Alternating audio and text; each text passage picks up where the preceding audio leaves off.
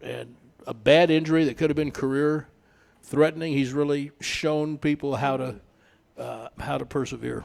Yeah, I mean, he's actually battled multiple injuries since he's gotten here to the Dallas Cowboys. In 2017, he had a hamstring injury, so he missed all the preseason games his rookie season. And then, of course, you look at the 2022 season, a season-ending foot injury. And I got a chance to talk with him, last year, going one-on-one in 1st and 10. Make sure to check it out on YouTube, by the way, guys. But no, and something that stood out to me the most was his resiliency.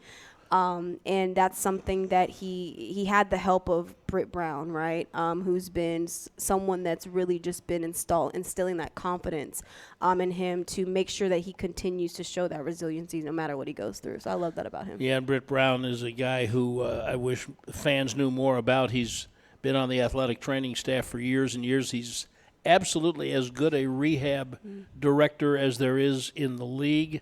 And one way you can tell it is the way the players trust him. Yeah. They absolutely will put their faith in whatever he tells them to do. And then you can tell a lot about a guy by asking Britt, what about that guy? Because if the guy is not devoting all of himself to getting back on the field and being with his team, Britt will let you know. Yeah, no, for sure. And Jourdan Lewis is one of his favorites. Yeah, I mean, and you look around the team, they all have that same type of resiliency, and I'm sure we'll see, hopefully, Micah show that as well. He's obviously anxious to get back on the field, but he'll be week to week. But, going back to Jourdan Lewis, I think that's something that he learned at a younger age because he's always been undersized. So that's something that I feel like he's used to overcoming a lot of things. So that's also played a role in his success too. Yeah, he is absolutely one of the most critical parts of their defense. So he is about to pull into the parking lot. So I think we may just take our first break early and have a little more time to devote to Jourdan Lewis when he gets here. Jourdan's our special guest on the Cowboys Hour this evening. We are at the Sidecar Social at the Star District in Frisco. And who is this brought to you by? It is also brought to you by... By whom is this brought let me to get you? that for a second. Albertsons. When it comes time to shop for tailgate favorites, go to Albertsons and Tom Thumb. Get 10% off your groceries every Dallas Cowboys game day when you wear your Cowboys jersey. Albertsons and Tom Thumb, the official supermarket and pharmacy of the Dallas Cowboys. Come on out and join us at Sidecar Social at the Star District in Frisco. We'll be right back on the Cowboys Hour.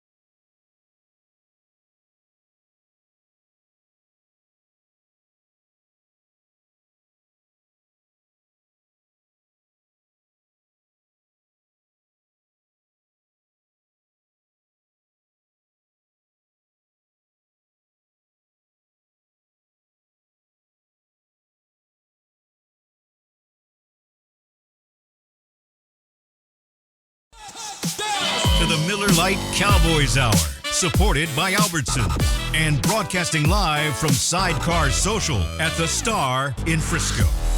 Welcome back. Welcome, everybody. Thanks to the Victory Monday Fan Club for leading the parade here at Sidecar Social. I'm Brad Sham with Nicole Hutchison. Apparently the traffic in the parking lot of the building is really heavy. Pretty bad. Because Jourdan Lewis is still trying to wend his way into that. But we did save him a spot, so at least he won't have to drive around and find one. So why don't you tell people a little bit about what your game day is like? It's different every game day, honestly. Home game days, I'll go to the stadium, and then I'll record my hits for the pregame live show, and then obviously sit through the game, take some notes because I have to produce my show for Monday during the day, Monday mornings, called Cowboys Flashback. Make sure to check it out on Valley Sports Southwest if you haven't, or also on Dallas Cowboys YouTube too. And I do my interviews post-game with some of the players that I obviously feel had a huge impact on the game, and then I work on producing my show. So that's pretty much my game days. And what about for a road game? Road games, I stay here. So in studio, I help out with the pregame show as well. I'll do my hits for pregame show with Kyle Yeomans, Nate Newton, Isaiah Stanback, and Barry Church. And then postgame, if I'm able to hop on Final Word, I'll hop on Final Word. But if not, I'll be pre-producing my Cowboys Flashback show on Monday. Is that harder to do without having the opportunity to go into the locker room and talk to the guys right after the game? A little bit, because you want to be able to have that one-on-one interaction and also that content for the shows. But typically I'll use the sound. Our production team does a really good job of making sure that they talk to all the guys in the locker room. So I get that sound well enough. So how do you decide, Nicole, who you're going to talk to after a game? Just depends. I know when Kevontae Turpin had a big game, I talked to him after that game. It really just depends on who has the best performance that day. So, for example, if I were to go and travel with you guys to New York on Thursday, I would have probably talked to Rico Dowdle just because obviously his first touchdown of the year, but he played an integral role in that run game finally, able to be established. So I would have talked to Rico there, or maybe even CD, just because of the week before, the issues that they had, and finally him and Dak got a chance to show that they were in sync. So really just depends on who has the best day. And how about somebody like, and I'm saying this because I know how to, Amani Oruwariye? Save the game. I know. I would have talked to him maybe as well. It just depends. I mean, on how the flow of the game worked. I probably would have talked to Amani as well, but it really just depends on also locker room availability. Some guys tend to just go and leave right after the game. You have some guys that stay, so really just depends. Do you know then when a game is over how you want to structure what you want to do for the rest of the week? Nope. Not at all. I just kind of go with the flow. Do you just seriously make it up every day? Literally make it up every day. But some things stay the same. Like Mondays, I have Cowboys Flashback, then we have Cowboys Hour, and then either Tuesdays or Wednesdays, I'll tape 5 points that goes on social, and then Thursdays and Fridays. Thursdays I'm pre-producing Cowboys Rewind, which I tape on Fridays. So those things stay the same, but anything can happen at any moment, and I just have to be prepared. Now, we've teased you a little bit over the last couple of years. You're a Houston girl. I'm a Houston girlie. Tell everybody how you got to DallasCowboys.com. I started in Alexandria, Louisiana. I graduated May 2019 from Howard University, the illustrious Howard University, and got my first job in TV after interning with MLB Network that summer. Right after graduation, spent the time there for about a year and some change. Then I went to Lexington, got to cover the Kentucky Wildcats for about a year. That's an experience. That was an experience, man. Because I went to the LSU men's basketball games, but the arena in Lexington was absolutely amazing. Coach Calipari, amazing as well. That was such an experience. And I was there for about 2 years, and then Haley Sutton. Shout out to her. She had the job before me, and she's now off doing great things at CBS Sports in Miami. And she called me up and was like, "Hey, girl, I'm leaving. Would you like to fill my shoes?" And I'm like, "Absolutely." So, yeah, that's how that worked. Did you have any difficulty handling divided loyalties between the Texans and the Cowboys? I did. I still struggle with it, but it's Oh, okay. say more. Tell us everything. I'm here to support the Cowboys, so that's all that matters. But it's not in your heart. It. Come on. I'm gonna get some hate for this one. You can tell the truth. It's not. But it's in my mom's heart. She grew up a Dallas Cowboys fan. We got Jourdan Lewis though here in the building, so we're gonna go ahead and Boy, shift. did you change shift the gears. subject fast. I had to shift it off of me. I'm sorry. No, you didn't. Jordan's going to get his family settled down. Absolutely. We've got time for you to tell us how you have gone about putting your Houston loyalties on hold and faking being for Dallas. Oh my! Faking is a stretch. It's not faking. I support this team, but I gotta go with what my roots are. My roots are Houston Texans. I'm sorry. I'm gonna get a lot of hate for this one. Well, I can don't feel know. it. Hate is such a strong I word. can feel it. How about a big round of applause for one of the outstanding Dallas Cowboys, Jourdan Lewis, ladies and gentlemen. One of my very favorites. You're good.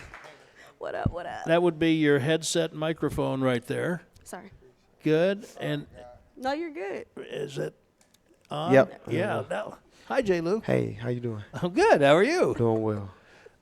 Thanks for dropping by. No problem. Sorry I'm late. No, you're fine. We were actually just discussing how Nicole is a Houston girl who still has all her real loyalties to Houston teams and has to pretend. Okay, that's a stretch. I didn't say pretend. I said I still support this team. However, This team. I'm sorry. Come on, don't do that. Don't do that. right. I still support the Cowboys. However, I'm still a Houston girly. You know? That's I feel it. I like- feel it. What I'm do just gonna you stop feel, talking. Jordan? What do you feel, Jourdan Lewis, when the Cowboys play the Detroit Lions? I cut all ties. Ooh. Yeah, All I ties? cut all ties. Yeah, All I cut ties? Yeah. I'm a Mavs fan. Are you seriously? Yeah, Oh, I'm wow. a Mavs fan.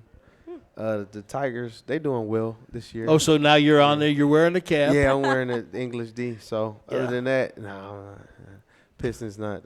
Were you a Lions fan growing up in No, I Detroit? wasn't. I was a Michigan fan, Wolverine fan. Well, that's college football. But Nope, that wasn't my team. That wasn't my team. who was your team? I like the 49ers and the Ravens. Interesting. Yeah. Because So I think the 49ers, my dad liked the 49ers, and I liked the Ravens because of Ed Reed. So I wore number 20.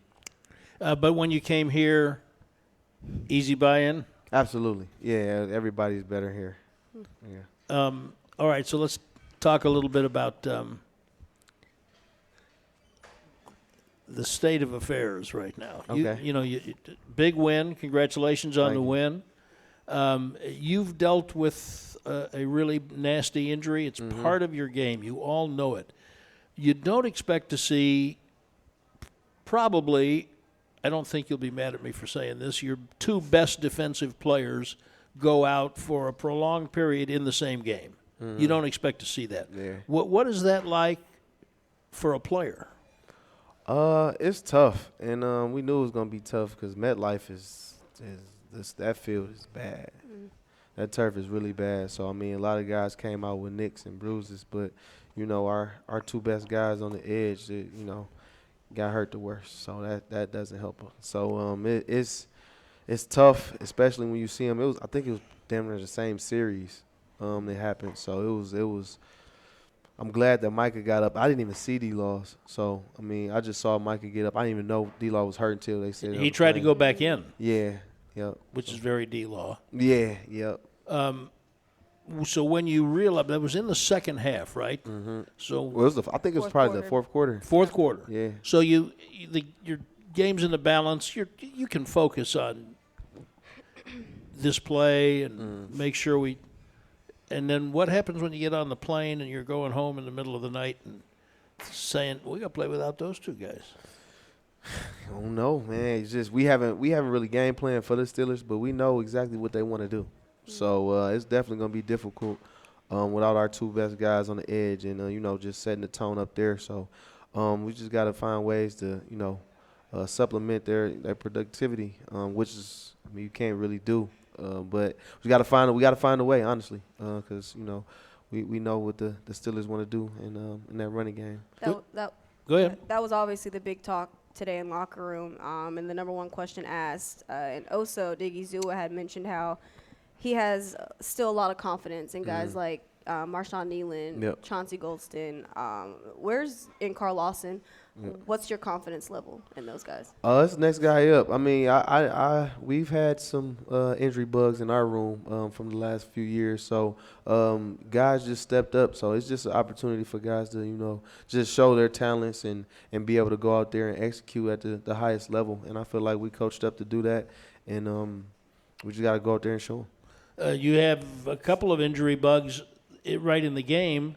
You're already missing Jourdan Bland, and now young Mr. Carson couldn't play because he had a bad shoulder. And then you made it. You didn't. Coach Zimmer made a change at halftime. Yeah. And how about Oruwariye? How many guys on the team can say Oruwariye? Warrior? Yeah. I think everybody, Brad. Everybody can say I it? think so. Everybody's. All I'm hearing is OA. OA? No, nobody doesn't want to try. But Yeah. I mean, it's simple. I guess that's what he's been called. People see the syllables and they don't even try. But it's not that hard. It's not that hard. It's not as hard. It's as like people thought it Odiggy was. Zua. It's not that hard. Yeah. See, when I see that one, that's kind of I'm like, what's up, Osa? So what do you do? Halftime comes, and they told Oruwariye get in there. I mean, do you do anything to try to put him at ease? He's a veteran now. He's been around a while. I know. I'm from Detroit. I know you. I'm familiar with his game. Right. When he was in Detroit, he had a season where he had 6 picks. Right. So I knew he was used to being a number one. He had experience being a number one corner. So stepping in and coming in and doing that job wasn't hard for him. It was just just getting reacquainted with going and having some live snaps in a real game. It's just it's like riding a bike after a while. Some people don't get back on that bike because it's kind of scary. But I mean, once you get on it, it's easy. It's like I feel like he did a really good job. You were one of the most vocal guys, which since I have been here, it's only been a year, and I have never seen you that vocal about a loss or frustrated about a loss. But seeing the way that you guys turned it around, paid attention to the details, and I think I counted. You said details like 14 times in that one locker room interview. Just how good did it feel to see your guys kind of bounce back from that loss? It felt really well. It felt really good. Just understanding that we needed something to propel our defense, and that's what it was. Just being on the details and detail oriented. Understanding that it's nothing that Coach Zimmer can do or anybody can do that's gonna help us prepare to go out there and do our jobs and our techniques. We just gotta go out there and do it. And I feel like that was the most frustrating part of our performance the last 2 weeks. Was it wasn't nothing anybody could do but us go out there and execute. So it definitely felt good to stop the run one and go out there and get a win. You had a couple of days now to regenerate physically after getting back. You're no 22-year-old. No. And you've had some bumps and bruises on that body. So when you get back at 4 a.m, get home probably 4:30. Yeah. How long does it take you now to recover from that? I'm actually doing a better job since my injury. I eat way better. I go to sleep. I don't know if that's old age or just because I need to, but I get sleepy earlier. So that helps a lot. What time do you go to sleep?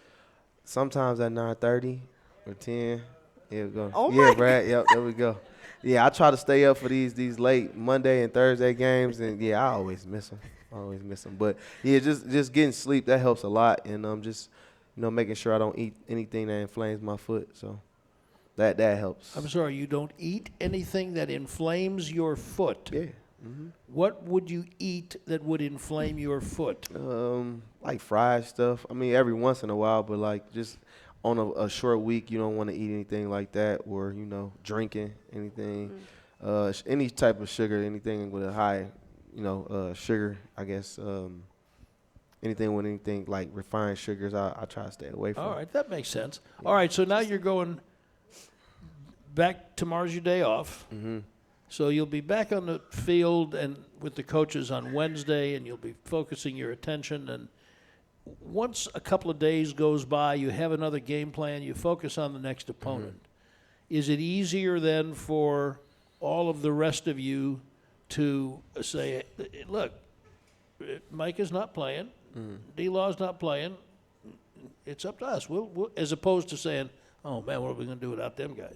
Yeah, like we just got to prepare like we don't have them. It's hard. It's hard to do. It's easier said than done. But that's just the reality of the situation. We got to go out there and play Cowboys football, and stay detailed and not let those distractions or shortcomings. I feel like I would say just like derail our season or these few weeks without them. How much did the win Thursday night burst the frustration bubble and let you breathe easier? We can't look at it like that. It's a long season. We got to stay on our P's and Q's and understand that this is a long season.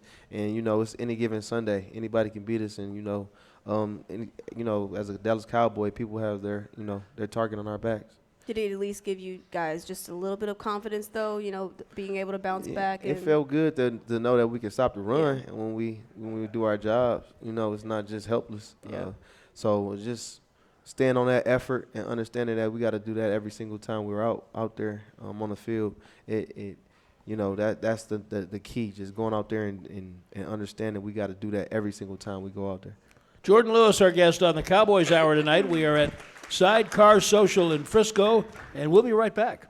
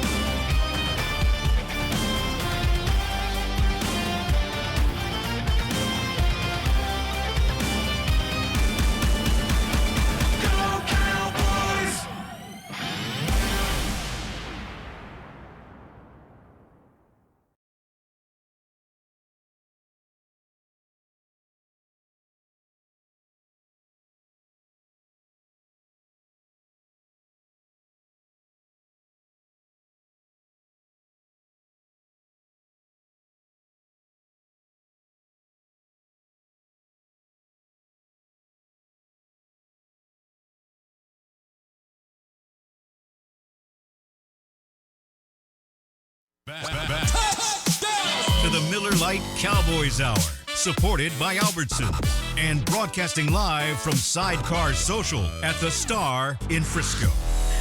All right, it's Victory Monday here at Sidecar for Cowboys Hour. Can we get some energy up in here? We got Jourdan Lewis here at Sidecar with us, Nicole Hutchison, Brad Sham, and this segment is brought to you by, give me a second. Yeah, see, this is the problem.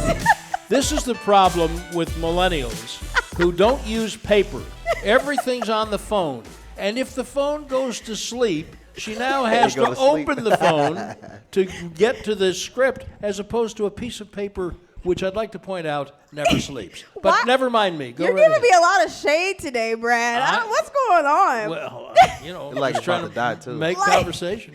All right, this segment is brought to you by Lucchese. Stand tall while you're tailgating or cheering in the stands by the Dallas Cowboys collection by Lucchese. Shop the collection today at Lucchese's 6 DFW locations or online at lucchese.com. Lucchese, the official boot of the Dallas Cowboys and Dallas Cowboys cheerleaders. Jourdan Lewis, you got a foundation, Jourdan Yes. Lewis Foundation. Can you just, for those who don't know, for Cowboys Nation, can you just tell everybody what that is, what it's about? It's a foundation for inner city youth. It's more so for football players, but it's more for like student athletes. But we have a football camp that we host every year, and I have a 7-on-7 team that I focus on and help with my one of my good friends. He kind of runs it. So I have a farm league of footballers.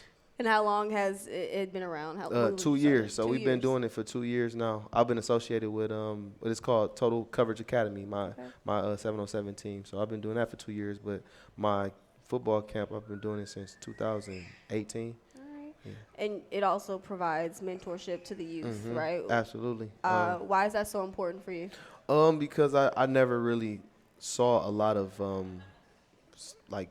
professional athletes in my vicinity, so I didn't know what it felt like to see or be inspired by a guy like me. So I felt like I knew once I got here that I wanted to be the person that I always wanted. So just being around the kids, doing whatever I can, training with them, whatever type of advice I can give them, it's invaluable to them because I knew it would have been invaluable to me at that age. How do you see them reacting? They play it cool. The social media age, you gotta seem cooler than everybody. So they seem cool, but you can tell when they there, you can feel their hearts beating and they kind of shaking and stuff. So it's cool to be around them and see the reactions they get and the questions that I get from them. So it's really good to be around them. And they keep me young because Nicole just called me 30. She referred me as 30. You know what? Crazy. I'm just gonna sit this one out. My bad. No, you're not. But let me just tell you. There are a lot worse things you can be called than 30. Yeah, you're right. Absolutely right. You're right. You're absolutely right. But that's experience, Brad. We got experience. We do. And yours, we've had this conversation before, but I like for people to hear it. You were an All-American at Michigan, third-round pick. When you came into the league, when you came to the Dallas Cowboys 2017, What was your expectation? Here I go. Were you mad not to have been picked earlier? Yeah, but I knew I wasn't gonna go earlier because I kind of got into some legal trouble. But I knew that it would be later than the first round, but I didn't know it was gonna be third. So I was kind of upset. But I just felt like it was a new opportunity to show who I was, but I didn't know exactly how the politics worked as far as first, second, third, and all of the draft picks and, who they liked and different things like that. So it took me a while to understand, how to be a professional athlete and how to, I feel like conduct yourself, especially as a Dallas Cowboy. And I would say, first of all, there's a third-round pick's pretty good. Yeah, I know. And as I gain experience, I know, like, that's – third-round pick is a pretty high draft pick. So, but when you came in and you're a third-round pick instead of a second-round pick, which is probably as low as you expected to go, right? Yeah. Did you have a chip on your shoulder? Absolutely. I was extremely angry, and I wanted to hit somebody. And do you still have it? Yes, absolutely. And that just comes with. I feel like every year the draft comes, and it it reignites that fire I had in myself to see like, okay, this guy is all hyped up, and I'm not supposed to be telling these different secrets and stuff like that, but I definitely, as an athlete, I have that chip. I'm interested in that because I'm always fascinated by how many guys either have a reason to have that chip coming in or maybe manufacture one, and they carry it forever. The best example I can think of is Orlando Scandrick. Yeah. He was your teammate. Yeah. Now, he was a 6th-round pick, I think. He was real salty. Yeah, Oh, man. he was salty all the time. Yeah. Love the guy, but he was salty all the time, and he made no bones about the fact that he thought he was better than a 6th-round pick, and so he was going to keep that chip on his shoulder the entire time, and it helped make him a Pro Bowl player and probably kept him in the league as long as. Would you agree with that? I would. I definitely agree with that, man. Just seeing the way he approached the game and, seeing how angry he was every day at, the offense, just our offense, anybody's offense. He was trying to get after him. So just the way he prepared, he was extremely smart, instinctual, and just a really, I feel like, tough guy, and he was competitive. So, I mean, like, that's something I saw, and I'm like, why are you this angry? And as time went on, I'm like, Jesus, I understand it. I understand it because it definitely it helps you with that competitive edge, and it keeps you, engaged and keeps that fire keep going as a professional athlete, because it's easy to get complacent, with the money and everything that it comes with, especially a Dallas Cowboy. But that fire keeps me going. Do you feel like that chip on your shoulder for you, which was kind of a little different because, in high school you mentioned to me that you had always battled being undersized. Yeah. And that kind of negated your playing time coming into the Dallas Cowboys and then battling injuries as well. Do you feel like that chip on your shoulder has kind of helped you throughout your career and honestly like added more time to you being here in the career? It has, honestly. Just keeping that edge and just understanding like you gotta compete with the best every single time you step out there. That gave me that edge to know like this is what it takes. You know what I mean? You have to train for the best. You have to just work and manifest it and have a mindset of you're gonna go out there and dominate no matter what. So just having that edge, it kept me in the league, and it definitely helped me till this point. How is Al Harris, because something that I remember Kalen Carson talking about is the fact that Al has instilled so much confidence in him since he got here. How much you've kind of had to go through different coordinators and things like that, but how much has Al Harris, I guess, added to your confidence now that you are, what is this, year 8 for you? How has he continued to build confidence? It's like it's crazy to say. It's like plug and play, and his the things that he does for the cornerbacks, and the different types of reads that he can he gets us to see out there. It's definitely to our advantage to go out there and be aggressive. So as you can see, he has guys. He picks guys 5th round, 6th round, and he go out there and they perform like Pro Bowlers. So just his system of doing things, the way he's a technician, it definitely helped us go out there and perform to our best ability. How many DB coaches have you had since you've been here? Because Al came in 20, right? Yeah. What is it, 2? 3? I think 4. Yeah. So, did you know who Al Harris was? Yes. Yeah, I knew who Al Harris was. You'd be surprised how many young I'm players. I'm experienced, bro. We just talked about it. That doesn't mean you were experienced. You were 3 years in the league when he got here. No, I watched football. I was old enough. I was experienced enough to see him play football. Are you surprised when you come across a teammate who is not a football fan and doesn't watch football? And like I'm still, that's probably the old in me. I just get angry. I'm like, why do you not know this person? Like, why are you not watching football? Oh, I had that conversation with a young reporter today. I won't say his name. And he didn't know who Al was? No. But he didn't know who Nick. He'd never heard of Nick Buoniconti. Really?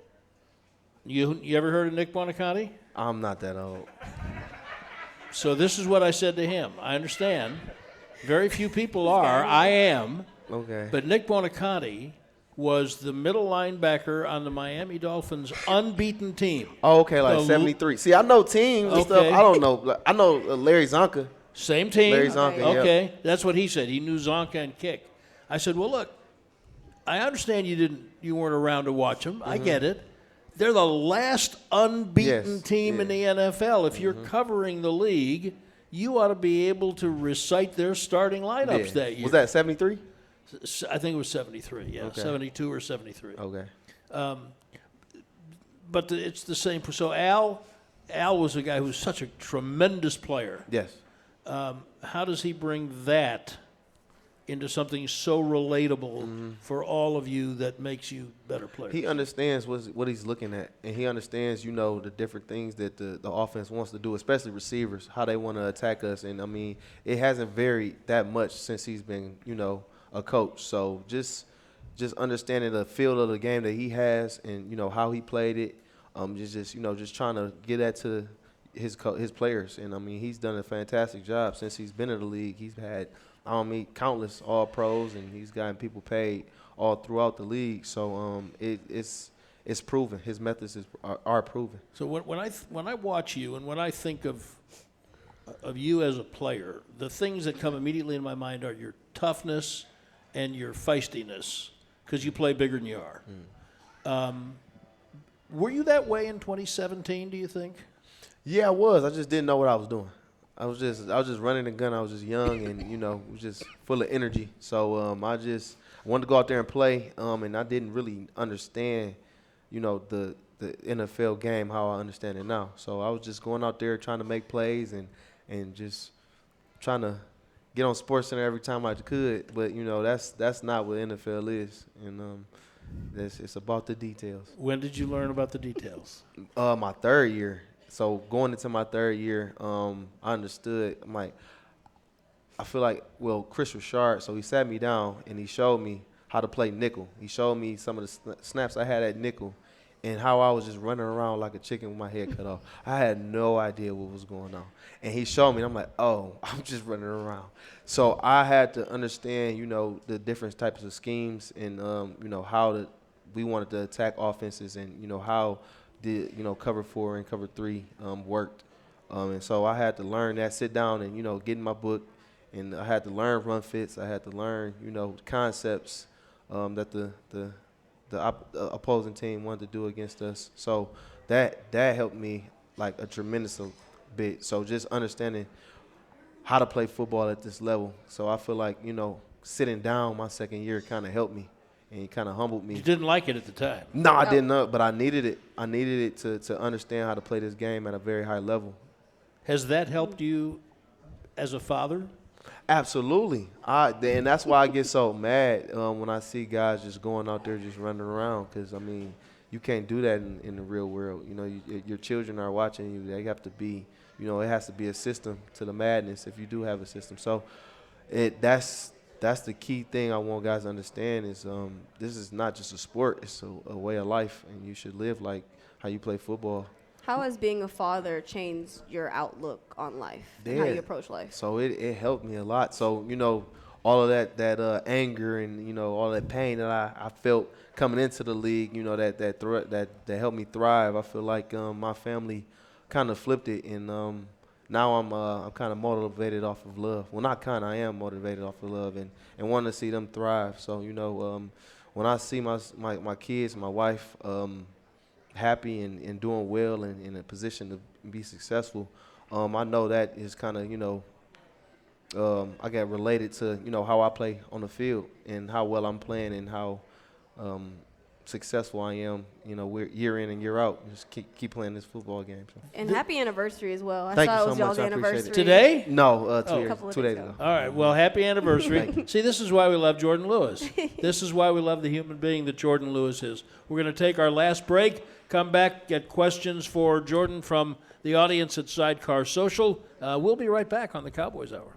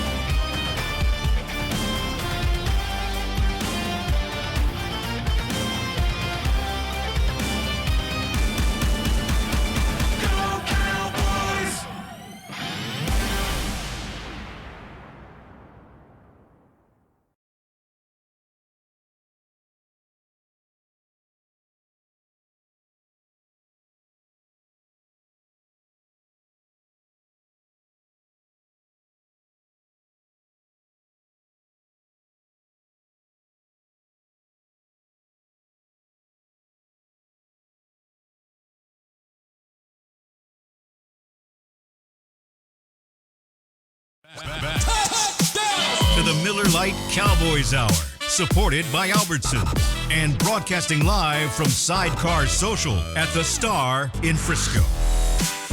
And welcome back, Brad Sham and Nicole Hutchison. Our very special guest is Cowboys cornerback Jourdan Lewis. We were just talking about just seeing the news of the passing of Pete Rose, baseball's all-time hit leader. Big surprise, so that got us talking. You're a baseball fan too, right? A little bit. A little bit. Yeah. And the very first thing that Jourdan said was, will they put him in the Hall of Fame? And so you said you thought that was not right, that he was not in the Hall of Fame because. I mean, betting is. I don't think that it should change what he did. It didn't affect the way he played. So I feel like that's all the reason to put him in. I could see if he was doing steroids, even though everybody was doing steroids.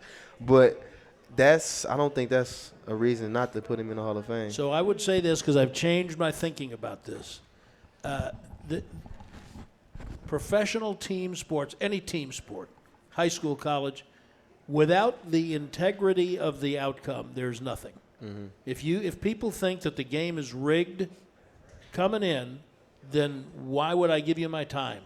Right? You agree with that? Yes. Okay.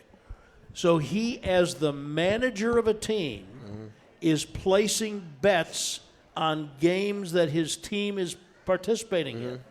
That's as wrong as you can get, other than like shaving points. Yeah. As a manager. And for a long time, I thought that was a disqualifier. And over time, I came to think, you know what? You can put a designation on the plaque or anything else, but the guy had more hits. He wasn't just pretty good. Yeah, he had more hits than anybody in the history of the game. That guy probably needs to be in the Hall of Fame. So I would say yes. And then you just said, who'd you ask me about? Barry Bonds. And what would you say about Barry Bonds? Absolutely. Well, what about the steroids? Pre-steroids, did you see his stats? Yes, and that's why I think he belongs in the Hall of Fame. If you just look at Barry Bonds' statistics in Pittsburgh before he bulked up, those are Hall of Fame qualifiers. Absolutely. Okay, cool. What do you think? I'm sitting this one out. That one I'm going to let you sit out. All right. Because we know what Houston does.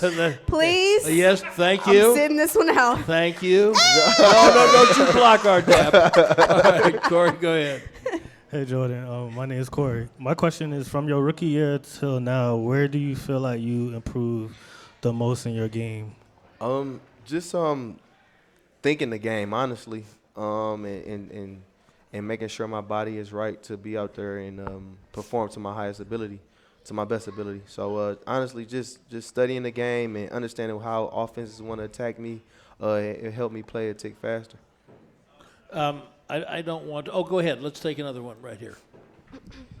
All right, Jourdan, Larry from McKinney. What's going on, Larry?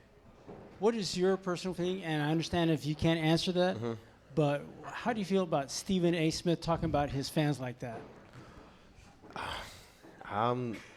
Look, I've said a few choice things about Stephen A., but I feel like that's just his brand, honestly, and that's what makes him money. That's what makes ESPN money. So, hey, go do your thing. Well, he's bringing us attention. Yep, absolutely. I'm sitting that one out. Yeah. I don't want the time to get away without you talking about coming back from the foot injury at 22. Is that right? Yeah. Almost ended your career, right? Mm-hmm. And I don't think people have a proper appreciation for how dire an injury that was and how hard you had to work to come back from it, which is why your teammates voted you the Ed Block Courage Award, which is about the best honor teammates can give a player who's had an injury. What were you thinking when you had the injury and you found out how bad it was? What were you thinking, and what did you have to go through to get back? Yeah, so I knew it was going to be a grueling process. I knew that was going to be hard. People were telling me this is worse than the ACL, all of this stuff, and I'm just like, please stop telling me this type of stuff.